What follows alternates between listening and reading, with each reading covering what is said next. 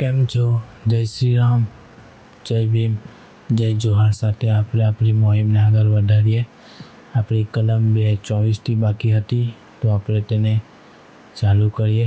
24 બાકી નહીં, 24 પતી ગયેલી હતી, 25 બાકી હતી તો આપણે 25 શરૂઆત કરીએ. 25 અહીં કાર્યલોપ એટલે આપણે અહીં એ સમજવું કે કાર્યલોપ એટલે કે કાર્યલોપ શબ્દ જ્યાં વપરાય ત્યાં એકવચનમાં પણ કાર્યલોપ આવી જાય છે અને બહુવચનમાં પણ કાર્યલોપ જ ઉપયોગ થાય છે. એટલે કાર્યલોપો એ શબ્દ નહીં વપરાય અહીંયા. કાર્યલોપ એટલે સમજી લેવું કે એકવચન કે બહુવચન બંને સેમ જ છે. તો 26 છે વ્યક્તિ એટલે અહીંયા સંસ્થા અને કોઈ એસોસિએશન હોય તેને દર્શાવવામાં આવે છે.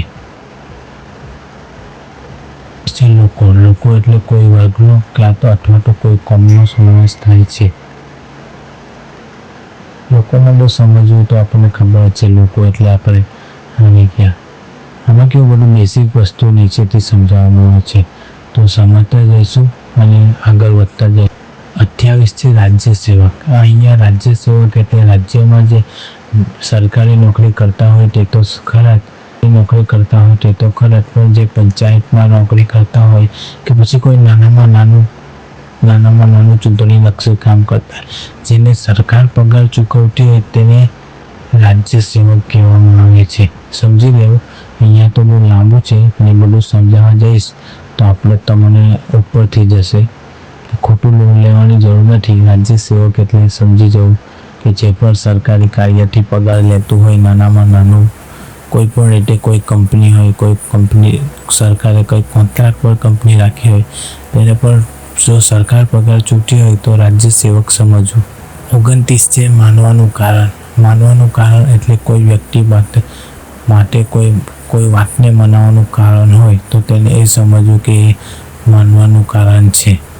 જેમ કે ઉદાહરણ તરીકે આપણે કોઈ ગુનો કરીએ તો તેને મારવાનું કારણ હોય તો તમને જજ પૂછી શકે છે કે ના પૂછે, એ બહારની વાત છે, પણ આમ માનવાનું કારણ હોવું જોઈએ. એમ માનવાનું કારણ એનો અર્થ થાય છે.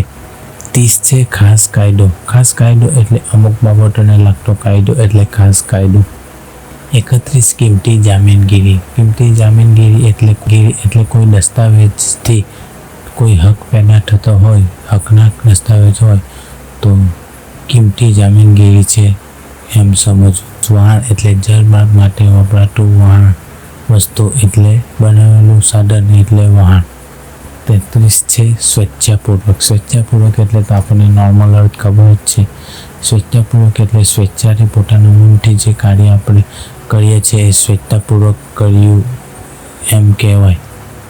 30 છે વિલ. વિલ એટલે કોઈ વસિયત દસ્તાવેજ હોય તો તેને વિલ કહેવામાં આવે છે. 35 છે સ્ત્રી. સ્ત્રી એટલે ગમે તે વયની નારી એટલે સ્ત્રી. 30 છે ગેરકાયદેસર નુકસાન. ગેરકાયદેસર નુકસાન એટલે કોઈ જગ્યાનું માલિક પોતે હોય અને તે ગેરકાયદેસર સાધનો વડે જે નુકસાની ભોગવવાનું છે તેને ગેરકાયદેસર રીતે નુકસાન થયું એમ કહેવાય. 38 છે ગેરકાયદેસર લાભ અને ગેરકાયદેસર નુકસાન. કોઈ વસ્તુને ગેરકાયદેસર પોતાની પાસે મૂકીને ગેરકાયદેસર લાભ ઉઠાવે તેને ગેરકાયદેસર લાભ લીધો એમ કહેવાય. કોઈ વ્યક્તિ પોતાની મિલકત હોય અને તેને ગેરકાયદેસર તેના લાભથી વંચિત રાખવામાં આવે તો તેને ગેરકાયદેસર નુકસાન થયું એમ કહેવામાં આવે છે. 39 આ સંહિતામાં જે કોઈ શબ્દ આપ્યા છે તેની વ્યાખ્યા કોઈ આપવામાં આવી નથી, પણ 2002 અધિનિયમ સુરક્ષા 2023ના હિસાબે જે વ્યાખ્યાઓ આપવામાં આવી છે તે સંવિધાનમાં આપવામાં આવી છે એમ સમજવું.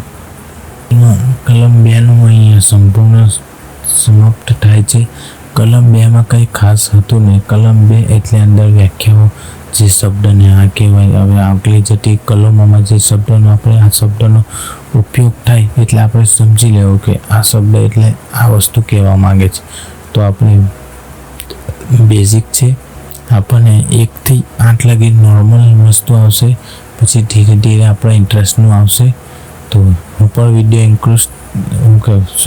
વિડીયો અંદર સારામાં સારું વિડીયો એડિટિંગ કરી સારું બોલી તમને દેખાતો જઈશ, તો મારું ઇમ્પ્રૂવ થશે. આપણી ગુજરાતી ભાષામાં શું કહેવાય, સારું દેખાડીશ ભાવમાંથી.